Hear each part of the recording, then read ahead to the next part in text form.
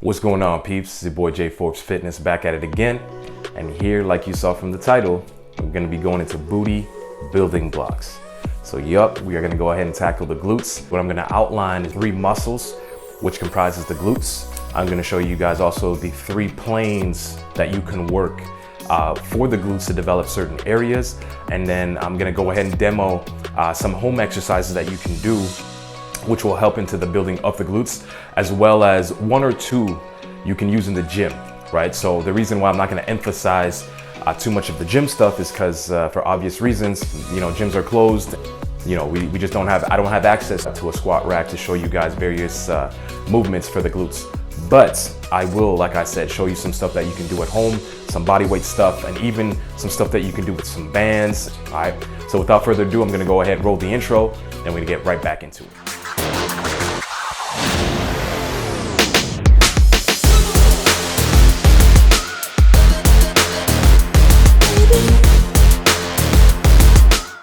All right, welcome back, family.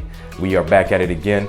Said before, we're gonna be talking about the glutes, right? So we're gonna get right into it. So the 3 components of the glutes, or muscles rather, we have the glute minimus, we have the glute medius, and then we have the glute maximus, right?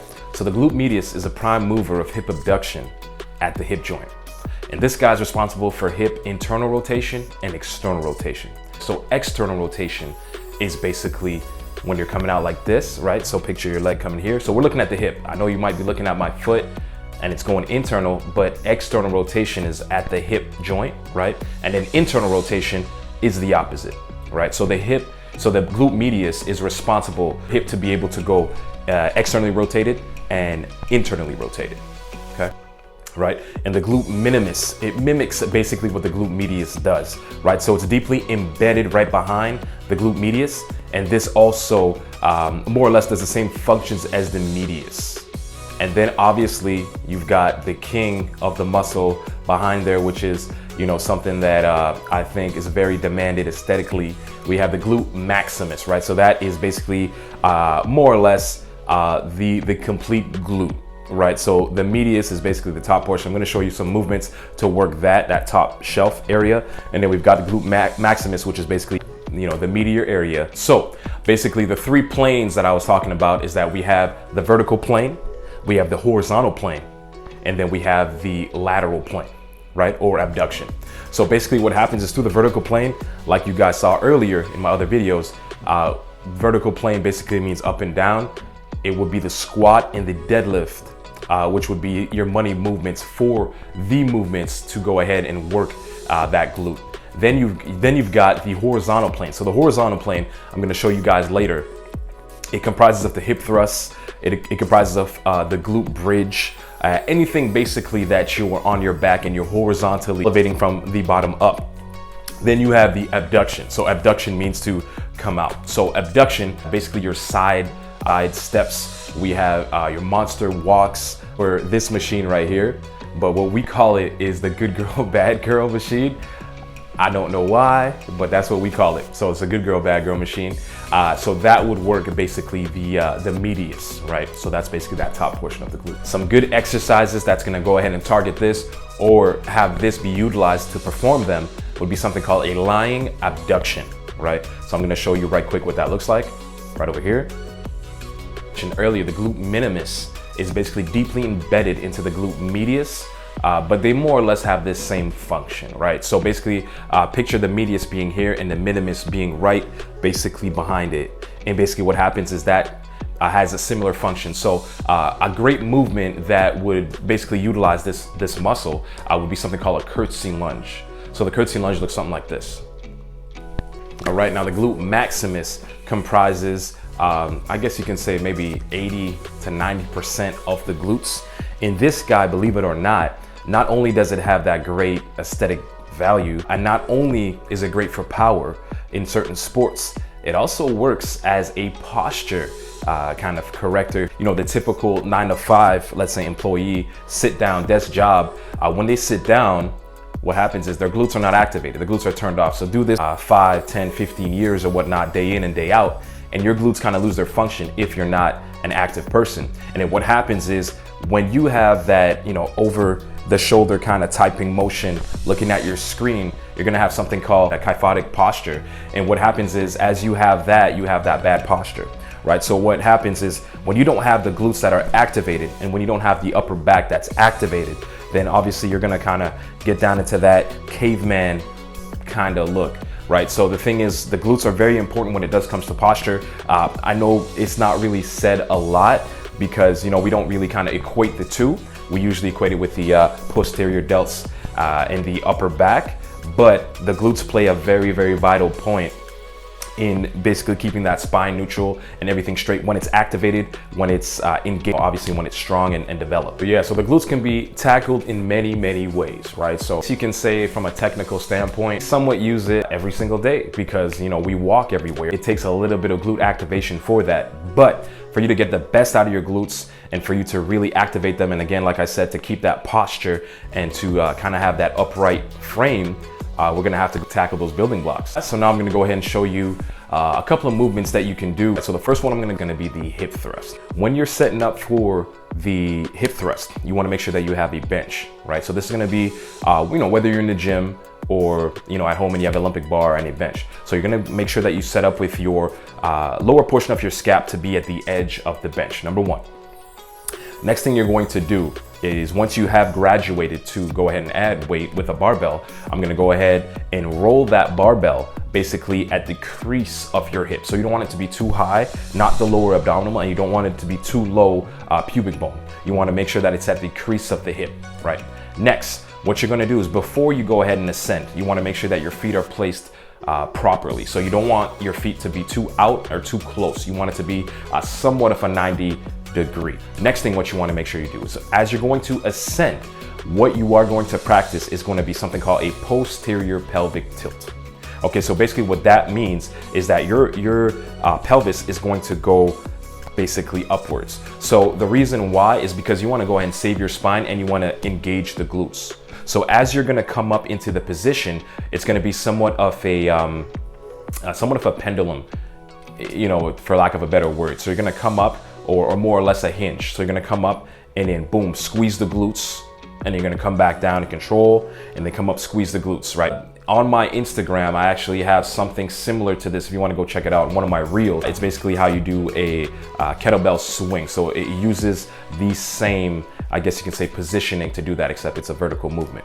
Anyways, moving on, you have to keep the head straight looking forward. So you don't want it to be extended backwards. You want to make sure that you fix an object in front of you. You in that neutral head position so that you're not going too far back. So you can even tuck it in if you'd like. So then as you're coming up and you're hinging, also what you want to make sure that you do is you don't flare the ribs. So basically what that means is you don't want to have a full extension as you come up and then come back down, extension as you come up and come back down. The reason for that is because, like I said, once you have graduated to utilizing some weights, you know, this is a movement that you'll typically see a lot of people load up. It's not uncommon to see 300, 400, 500 pounds, whatever gender, right? So male and female loading up the bar because the glutes are just that powerful and you could get it to that level. Now, if you do want to go that route and go 400 to 500 and you do have proper form, you want to make sure that you're not, like I said, extending out. Because what's going to happen is, just like in the squat I explained in the first video, injuries can occur. If you don't save the spine, if you don't practice good positioning and good form, then if you're gonna come out and flare and you've got 400 to 500 pounds on your back, you better believe that lower back is gonna come out, right? So the thing is, you wanna make sure that you can lift it carefully and soundly with that posterior pelvic tilt. And then ribs are down, coming up. So it's gonna look somewhat mechanical, but that's where you're gonna go ahead and get the most bang for your buck in terms of getting your glute area. We're gonna go ahead and tackle a little bit more of a home-friendly body weight approach to targeting the glutes. We're gonna go with the glute bridge. All right, so the glute bridge, basically gonna need is just yourself, your body weight, and a ground. So what you're gonna do is you're gonna go ahead and place yourself on the ground. Everything's gonna be flat. Same principles as the legs, which I mentioned for the hip thrust, being that neutral 90 degrees. And then you're just gonna go ahead and elevate up, still practicing that posterior pelvic tilt. Okay, so you're gonna come up, boom, you're not gonna hyperextend at the spine, right? So posterior pelvic tilt, ribs are down. Same thing, you're gonna be fixating on a position in front of you, and then you're gonna come up, squeeze the glutes, back down and control, Squeeze the glutes. So the good thing about this guy is because it's body weight and because you may not have weight, you can go ahead and do it single leg, right? So single leg is very beneficial because, you know, we're bipedal. We're doing certain movements like the squat and the deadlift, you know, other money movements. And the thing is, we won't be able to see if our right is stronger or our left is stronger. If you go ahead with a single leg approach, then you can go ahead and aid in building that weaker side up. And then you can get more essentially bang for your buck, right? So the next home friendly movement that you can use, if you do have band, what you can do is you can utilize that and use that for the glute bridge or even the hip thrust, which I mentioned earlier. You can put that around the knees, come up, as long as you're applying pressure to the band, that keeps your glute medius and minimus engaged as you're working your glute maximus, okay? So you can utilize that. Now, another thing that you can do with the band is you can go ahead and do, I call them banded shuffles, banded walks, you know, certain movements like that. So you can utilize that to do that, and that works directly the glute medius. So it basically works I had mentioned it earlier, the shelf of the glute, so basically that top portion, right? So the maximus is basically, you know, that meaty portion, and then you have the glute medius, which is basically that top portion to give you the full, basically, glute shape, if it's strictly for aesthetics, for what you're looking for, if it's in terms of that for the glute development. So I'm just gonna leave you with these 3 gems, right? So I'm not gonna throw the whole kitchen sink at you guys. There is tons of glute movements that you can do in and outside of the gym. But my goal here was just to kind of sprinkle in a little bit of something and so that you go ahead and utilize this guy at home. So if you're looking at rep ranges and you want to know what to do in terms of reps, what I would suggest, since you're home and you know you don't have any weight to work progressive overload, I would say you can do anywhere from 3 to 4 sets of about 12 to 15 reps, right? So I know all my lifting heads out there are probably saying, man, that's the endurance range. I get it. But the reason why we're doing that is because we can't progressively overload since we have no weight. So in order to do this, what we're doing, especially if you're new to these movements, is we're kind of creating that mind-muscle connection, and we're creating that basically pathway so that you get adjusted to knowing how to do the movement. So eventually, when you do have the gyms that open, then you could start working more of that strength, and then you could be in the ranges of about 6 to 8 reps. Right? So the thing is with these movements and rep ranges, you know, strength, endurance, and power and all that stuff, that'll come into a later video. There is quite a lot of information for it, so I'm not going to go ahead and delve into it right now. But that is very important when you're talking about the glutes. And the reason why I segue into that is because you can work in all planes of the glutes. So it's very, very versatile in terms of you can do strength for glutes, you can do endurance for glutes, and also you can do, you know, the volume bodybuilding-esque rep ranges for the glutes. So what I would suggest is doing all 3 in the same week. So you can get away with working the glutes 3 to 4 times a week. So you can always sprinkle it in with whatever movement you're doing. So let's say you're doing an upper body, you know, it's strictly an upper body day. You can always do 3 sets of glutes just to kind of finish off. So it could be your endurance day, depending on what day it is for you. So these are just obviously suggestions, help you develop the glutes to the best way possible. Okay. With that being said, guys, listen, I thank you so much for tuning in and for checking out your boy. And like I said, man, there's so much more that you can do for the glutes. But unfortunately, we are limited because of our lack of, you know, gym. For all the other people that might be checking this out, that you know, where your gyms are open, whether that be in Ontario or you know, the States or whatnot, I will have some fire for you. Unfortunately, I can't do it now because I don't have access to a gym. But when I do, I will go ahead and, you know, kind of follow up on this guy and show you guys a lot of gym stuff that you can do in the gym for the glutes, because I do know that the booty is a very, very, very, very hot topic in terms of either aesthetic or in terms of power. So I get it.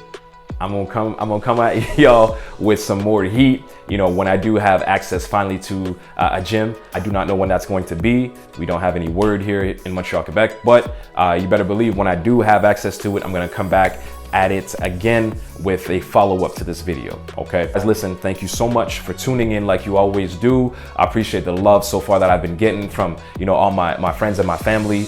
And like I conclude every single time, fitness is not a hobby, it's a lifestyle. Work hard.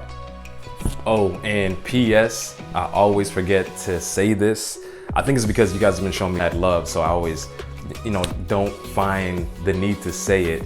But I will say it anyways. Guys, please like, share, and subscribe if you found value to this. And you know, I'll definitely keep the heat coming. And again, man, I appreciate all the support that you guys have been showing me so far.